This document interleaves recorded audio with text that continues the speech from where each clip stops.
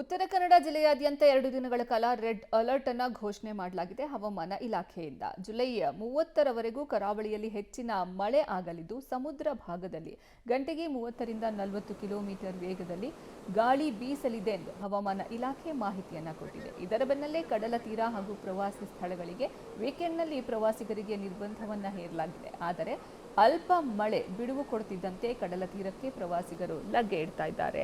ಈ ಕುರಿತು ನಮ್ಮ ಪ್ರತಿನಿಧಿಯ ಪ್ರತ್ಯಕ್ಷ ವರದಿಯನ್ನ ಕೊಟ್ಟಿದ್ದಾರೆ, ನೋಡೋಣ.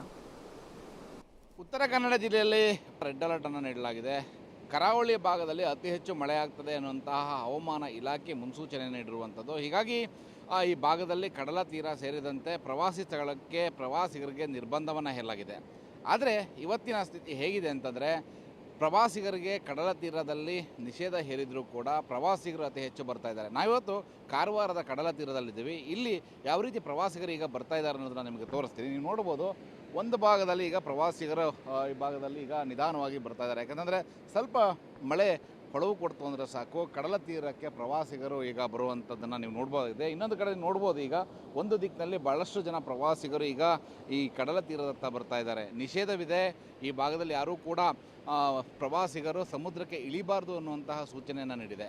ಆದರೆ ಜಿಲ್ಲಾಡಳಿತ ಏನೋ ಆದೇಶವನ್ನು ಮಾಡ್ತದೆ, ಅದನ್ನು ಪಾಲನೆ ಮಾಡಬೇಕಾದ ಜನರು ಪಾಲನೆ ಮಾಡೋದಿಲ್ಲ, ಸಮುದ್ರಕ್ಕೆ ಇಳಿತಾರೆ. ಅಲೆಗಳ ಅಬ್ಬರವು ಕೂಡ ಹೆಚ್ಚಾಗಿದ್ದಾವೆ. ಯಾಕೆಂತಂದರೆ ಹವಾಮಾನ ಇಲಾಖೆ ಒಂದು ಸೂಚನೆ ಏನು ನೀಡಿದೆ ಅಂತಂದರೆ, 40ರಿಂದ 50 ಕಿಲೋಮೀಟರ್ ವೇಗದಲ್ಲಿ ಗಾಳಿ ಬೀಸ್ತದೆ. ಹೀಗಾಗಿ ತೀರ ಭಾಗದಲ್ಲಿ ಯಾರೂ ಕೂಡ ಕಡಲಿಗೆ ಇಳಿಬಾರ್ದು, ಹಾಗೆ ಮೀನುಗಾರಿಕೆಯನ್ನು ಕೂಡ ಮಾಡಬಾರ್ದು ಅನ್ನೋಂತಹ ಸೂಚನೆ ನೀಡಿರುವಂಥದ್ದು. ನೀವು ನೋಡ್ಬೋದು, ಕಡಲ ತೀರ ಭಾಗದಲ್ಲಿ ಅಲೆಗಳ ಅಬ್ಬರ ಸುಮಾರು 3ರಿಂದ 4 ಅಡಿ ಎತ್ತರದಲ್ಲಿ ಈ ಭಾಗದಲ್ಲಿ ಬರ್ತಾ ಇದೆ.